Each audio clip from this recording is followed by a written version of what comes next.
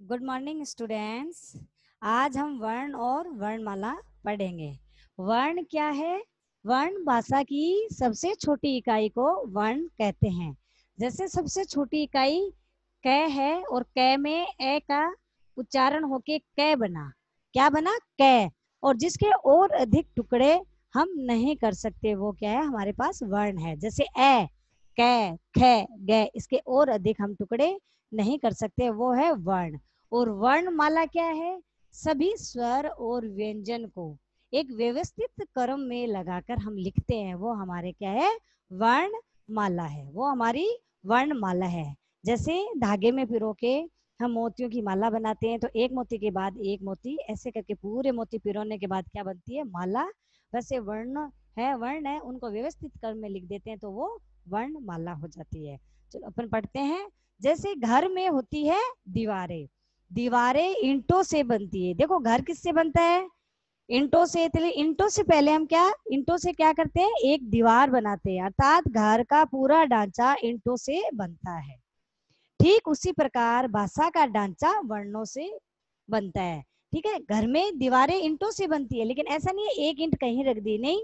व्यवस्थित क्रम से अपन जो ईंट रखेगा उसके बाद में क्या है? दीवार बनेगी। वैसे ही जैसे ए के बाद आ आएगा, आ के बाद ई, सारे आप ऐसे क्रम से लिखोगे तभी क्या है? वर्णों से जो अपन बनाते हैं ये क्या है? हमारा ढांचा, भाषा का ढांचा किससे बनेगा? वर्णों से बनेगा। ये नहीं ए के बाद आपने ऊ लिखा, ऊ के बाद री लिखा, तो ये क्या है? व्यवस्थित कर्म नहीं है। अब आप अपना मित्र का यदि नाम लिखोगे तो वो भी क्या है?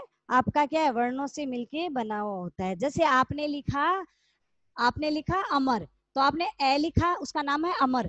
तो आपने लिखा ए के बाद आपने लिखा मैं के बाद लिखा रे, तो आपके मित्र का नाम क्या हो गया? अमर।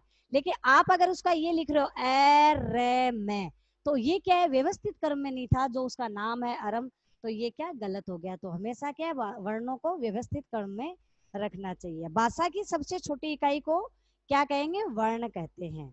अब हिंदी वर्णमाला देखो। हिंदी भाषा में 44 वर्ण है। कुल वर्ण कितने हैं हिंदी भाषा में? 44।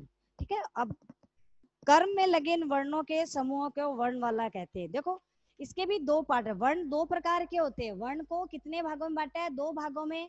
टू टाइप्स के हैं। देखो स्वर और व्यंजन। स्वर कितने हैं? 11। स्वर कितने हैं? 11। एंड व्यंजन कितने हैं? 33। स्वर कितने? 11। व्यंजन कितने? 33। इंग्लिश में वोवल स्वर को कहेंगे और कॉन्सोनेंट व्यंजन हो जाते हैं। अब स्वर 11 कौन से हैं? ए आ ई उ ऊ री ए आई ओ औ। टोटल कितने हुए? 11। और ये व्यंजन कैसे आपके है? हाथी तक। ठीक है, कै खे गगड़े वाले है हाथी तक। ये आपके पास कितने हैं? 33। तो 33 प्लस 11 कितने होते हैं? 44। तो वन टोटल कितने हो गए? 44। ये एक होता है लास्ट की श, त्रे, गे और श्र। ये अपने पास क्या होते हैं? संयुक्त व्यंजन होते हैं। ये अपने पास क्या होते हैं? संयुक्त व्यंजन होते हैं। अब देखो इनके अलावा, किनके अलावा? कैसे है व्यंजन और ऐसे औ तक स्वर। 44 व्यंजन वर्ण के अलावा हमारे पास हिंदी भाषा में कुछ और भी महत्वपूर्ण है, जिन्हें अनुस्वार कहते हैं। जिन्हें हम क्या कहते हैं? अनुस्वार। विसर्ग। अनुस्वार कहते हैं, विसर्ग कहते हैं। किसको कहते हैं? देखो अनुस्वार क्या हो गया? अनुस्वार यह जो आप अंग से अंगूर जो था उसके ऊपर जो लगाते थे ये अनुस्वार है, और दो लगाओगे वो विसर्ग है। ठीक है, वो विसर्ग है। जैसे ए खाली, इसके पीछे लगाते थे वो है खाली। तभी अपन ने स्वर में उनको काउंट नहीं करा है, उनको अलग लिया है। हिंदी में वो अलग होते हैं। अंग से अंगूर है खाली, क्या हुआ? अंग से अंगूर तो वो हो गया अनुस्वार, और वो हो गया विसर्ग। उसके बाद अपने पास संयुक्त तथा विकसित व्यंजन का है। संयुक्त है अपने पास 6, त्रय, गे और श्रय। ये श्रय क्षत्रिय दो व्यंजनों से मिलकर बना होता है। दो व्यंजन से संयुक्त मतलब मिलकर किसी से बनता है, तो ये दो व्यंजन से मिलकर बना है। ये हम अपन आगे पढ़ेंगे। फिर विकसित व्यंजन है अपने पास, विकसित है अड़े और ढ, अड़े और ढ, इनको विकसित व्यंजन कहते हैं। ये अपने पास क्या विकसित व्यंजन है। तो ये चार टाइप के अपने पास क्या अलग व्यंजन भी है। स्वरों की मात्राएं, बच्चों जब कोई स्वर किसी व्यंजन के साथ लगता है तो एक चिन्ह का रूप ले लेता है। ये चिन्ह ही स्वर की मात्रा कहलाते हैं। हर एक स्वर की मात्रा अलग है। क्या होती है, स्वर लगेगी, स्वर की मात्रा लगेगा तभी क्या है वो मात्रा उतना अलग रूप लेता है।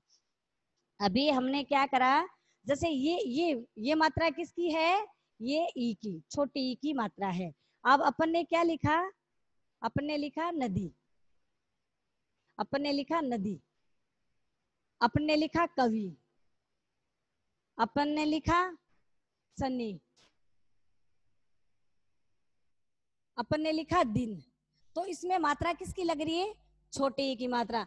तो द में क्या लग रही है, अपने छोटे ई की मात्रा प्लस न लग रहा है, तो अपन ने क्या कर दिया दिन। ठीक है, ये मात्रा लगते ही अपन अपन ने ए लिखना है, अपन को क प्लस ए लिखा अपन ने, तो मात्रा किसकी हो गई के। तो स्वर के साथ मिलकर ही अपने व्यंजन पे जो व्यंजन है वर्ड उसके ऊपर मात्रा लगती है, वो उसकी मात्रा हो जाती है। मात्रा स्वरों की होती है। ए स्वर की कोई मात्रा नहीं होती। ऐसे अनार है उसकी कोई मात्रा नहीं होती। मात्रा कहाँ से स्टार्ट होती है, आ आम से मात्रा स्टार्ट होती है और दो अनुस्वार और विसर्ग होते हैं। वह हिंदी के प्रत्येक व्यंजन में मिला होता है। बिना ए के व्यंजन इस प्रकार लिखे जाते हैं, क ट ड। देखो ए सब में मिला होता है, पहले भी बताया, जैसे क ऐसे, अगर ये क अकेला लिखोगे बिना ए के तो ये ऐसे लिखा जाएगा। अगर आपने उसमें ए लिख दिया, इसकी कोई मात्रा नहीं, तो आपने क्या लिखा क। अब ये क पूरा हुआ। आपने क के साथ क्या कर दिया, आपने क के साथ अगर है ना ये लिख दी, तो आपकी मात्रा क्या बन जाएगी, की बनेगी।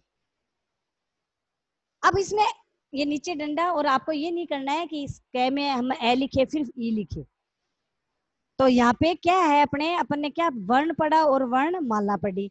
और वर्ण क्या है, वर्ण क्या है कि भाषा की सबसे छोटी इकाई वर्ण होती है, जिसके और अधिक टुकड़े हम नहीं कर सकते। वर्णमाला किसे कहेंगे, जो स्वर और व्यंजन है, जितने भी वर्ण है उन वर्ण को व्यवस्थित क्रम में लिखना हमारी वर्णमाला हो गई। फिर वर्ण के क्या, वर्णों को दो भागों में बांटा, एक स्वर एक व्यंजन। स्वर कितने हैं हिंदी में, स्वर कितने हैं 11, और व्यंजन कितने हैं 33, 33। तो उन दोनों को टोटल करो तो कितने आते हैं 44। तो वर्ण कितने हो गए 44।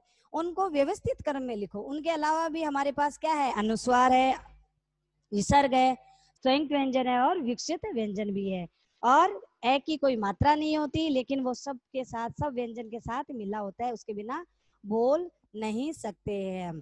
तो आज हमने वर्ण और वर्णमाला पढ़ी, उसमें हमने स्वर व्यंजन पढ़े। अब नेक्स्ट क्लास में हम क्या शब्द और वाक्य पढ़ेंगे।